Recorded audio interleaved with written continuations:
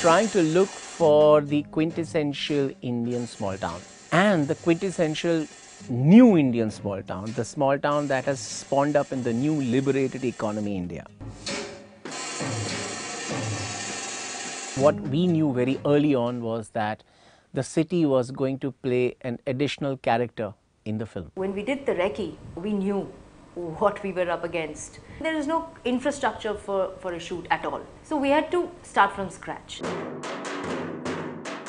There is a center of the city which is a huge congested marketplace with all kinds of things going on at the same time. It's noisy, it's dusty, it's choked with traffic, it's pollution, it's dirty, it's full of people. And most interestingly, this town has got an airport.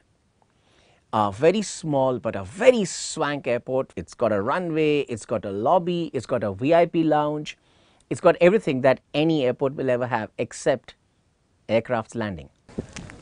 The professor's gang is over there, roughly where you are, and the plane is over there, right? So that's the geography. पूरा ऐसे घुमा के इस तरफ face करें। एक और बंदा इधर आओ।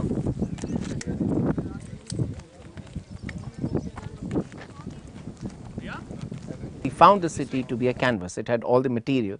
But then our production designer, Vandana Kataria, she went and literally put makeup on that city.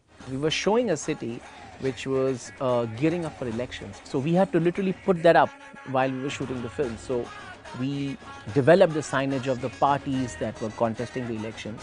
We had to paint literally the whole town in the colors and hoardings of that party. And we put up these huge 60 feet, 70 feet high hoardings. And many people thought that these were actually election posters or hoardings or signages because they had become the architecture of the city. India है समझे, ये आपको suit नहीं करेगा।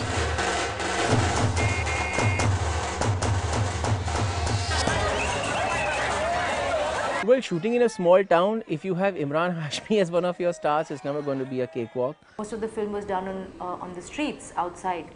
So there used to be long roads which had to be covered. For them, we were the zoo. We were like the biggest, highest form of entertainment they could find, so they would not leave. We didn't have place to walk on the entire chalk because there were some 10,000 people there. And then Priya, Wasim, we were all thinking we have only 4 cops. What do we do? I said, in our costumes petty, we have cops uniforms. What if the crew people also wear? Then instead of 4 cops, we'll become 10 or 12 cops and let's drive them away. Each department had to contribute at least 2 people from their team for production to crowd control. Crowd, let the crowd envelop Jogi. You stay there, okay?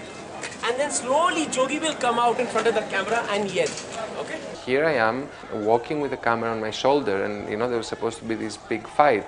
And I realized that these people are not acting as if they're fighting, they're actually fighting, they're going for it. Explain them, they have to pretend. Yeah. You know, it's The crowd had to be trained into rioting without actually damaging anything. They had to be trained into beating up somebody without actually injuring someone. Atul Mongia and his team of workshop directors literally came to the city of Latur and worked with all the character actors, the secondary cast. In some cases, the bagger had this really good idea to let the crowd in the frame. Cut the ropes and just let them get in, and they just were so much excited to come in. So they're there and they're jumping and they're fighting with each other because they want to see. That shot, till date, I watched it and it's like so full of life. And it's because it is real life. We cast from theatre groups in these cities, from amateur actors in these cities, and you will see the actors of Latur and Baramati populating the entire film and giving it a texture that no other actor could have given, because they bring the place and the environment to life.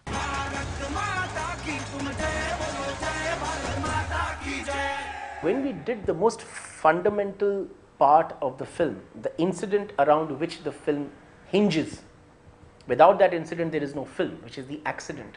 The brief that we set out for ourselves was that what happens when you're standing on a roadside and you see an accident?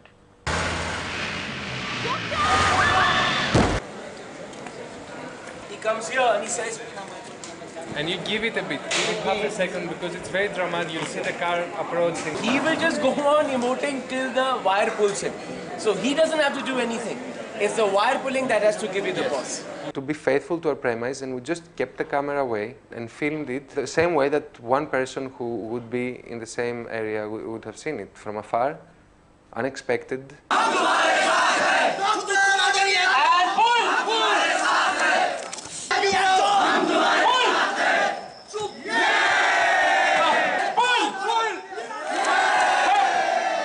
Diwakar used to say, "Sir, this is a very tough thing we are going to do with you." I had to give those shots around 9 to 11 times. It should look like it's just flying.